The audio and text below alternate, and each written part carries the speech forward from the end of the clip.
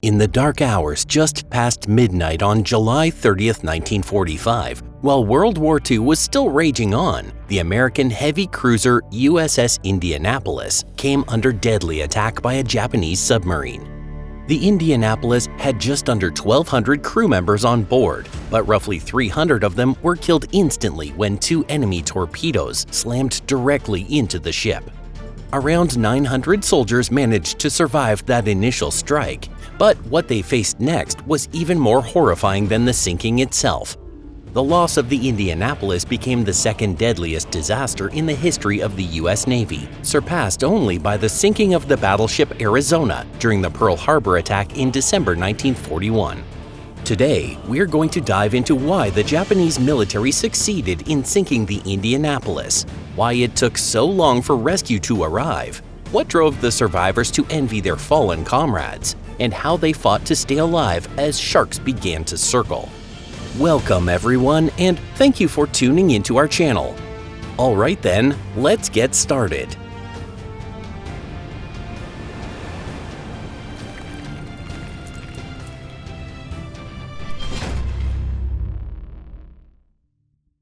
The attack on the Indianapolis.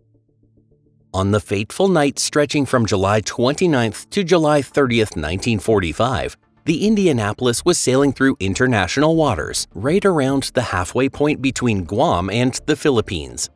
By that time, the cruiser had already completed the delivery of its most critical wartime cargo.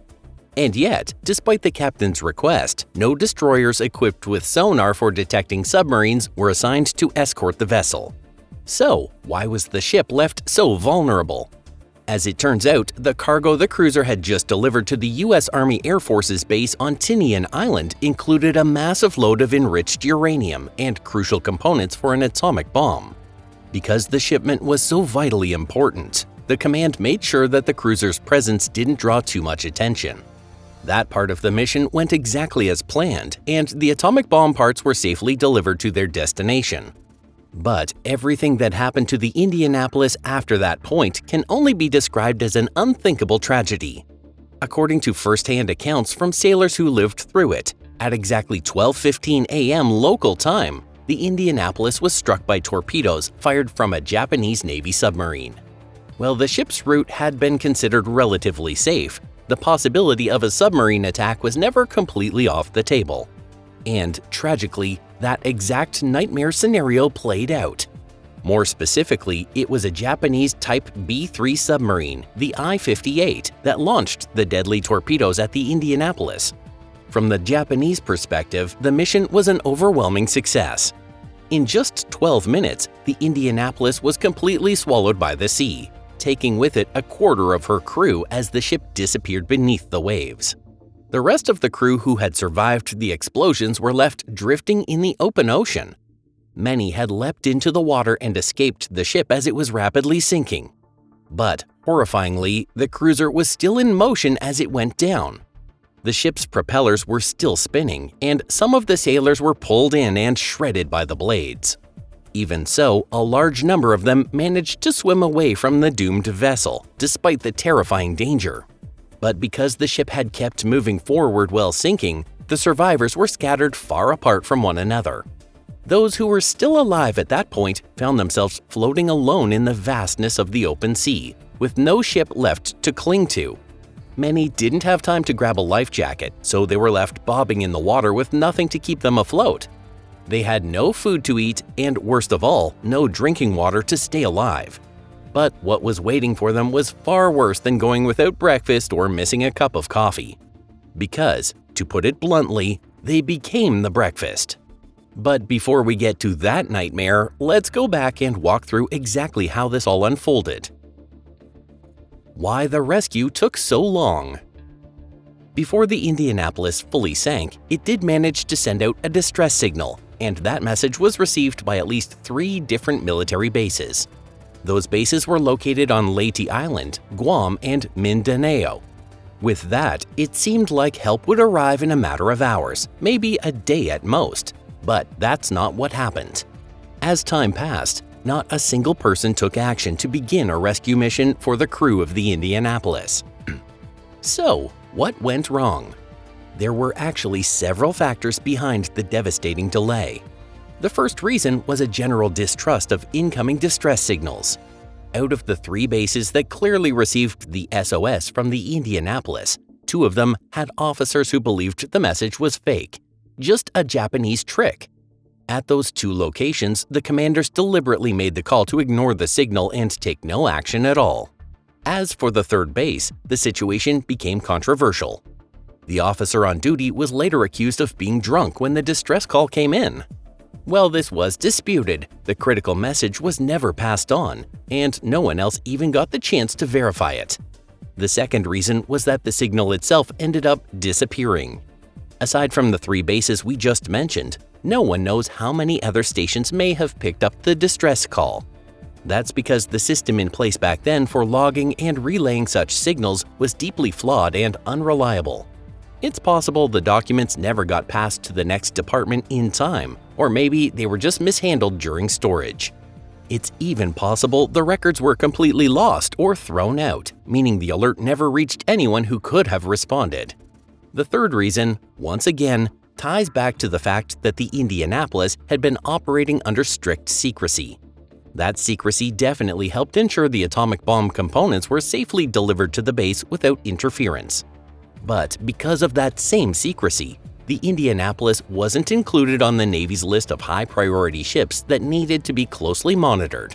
So, when the cruiser failed to show up at its next checkpoint on schedule, no one raised any alarms.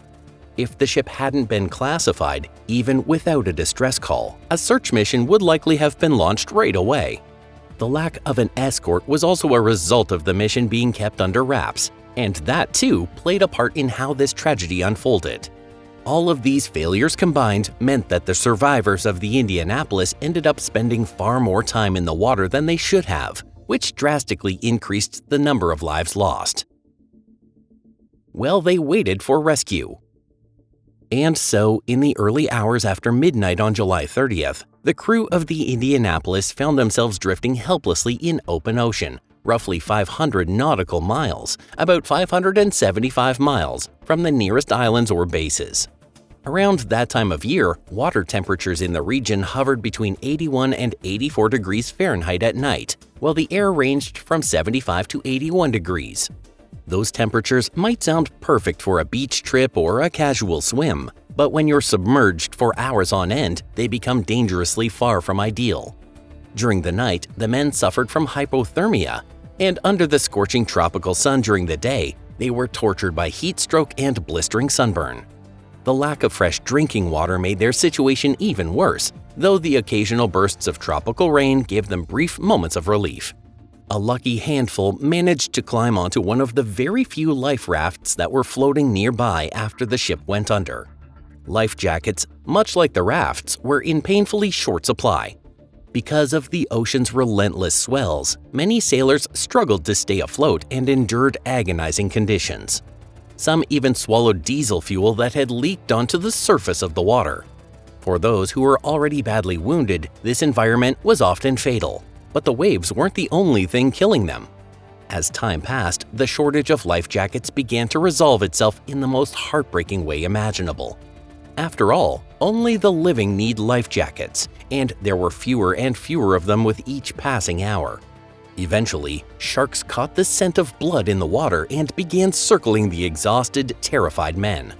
At first, these deadly predators seemed content to feed on the dead, but by the 3rd day, they began attacking the living without hesitation. Survivors watched in horror as shipmates were dragged down into the depths, only for pieces of their bodies to rise back to the surface as the sea turned red. The men huddled together on the rafts, knees pulled tightly to their chests, trying to make space for one another, though there was never enough room for everyone. Another ordeal they faced was hallucinations brought on by dehydration and trauma. Some sailors became convinced they saw islands or ships, and without listening to anyone's warnings, they swam toward the mirage, only to be devoured by sharks. Others hallucinated that they were being confronted by Japanese soldiers, which led to violent fights, and more men ended up dead. On the night of the 4th day, the sharks formed a ring around the remaining sailors. According to those who lived to tell the story, That night was the most terrifying of all. By then, only about 1/3 of the original survivors were still alive. But even that wasn't the end of their nightmare. The life jackets, rated to last up to 48 hours, had begun to lose buoyancy and sink. By that point, the men were so weak and worn down that many had already slipped into unconsciousness. The rescue. Help finally came, suddenly and by complete chance.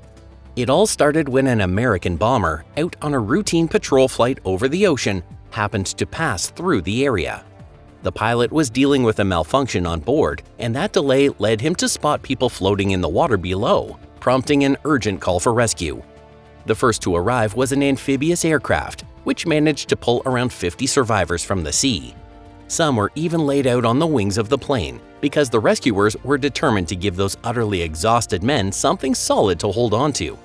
After that, several ships arrived at the scene, retrieving the rest of the survivors and scouring every inch of the area where there might still be someone alive. According to official records, out of the 1,195 men who had been on board the Indianapolis, only 316 lived through the ordeal. If you found today's story gripping, be sure to hit the like button and share this incredible tale of survival with your friends. Thanks so much for watching. We'll see you again next time. Take care.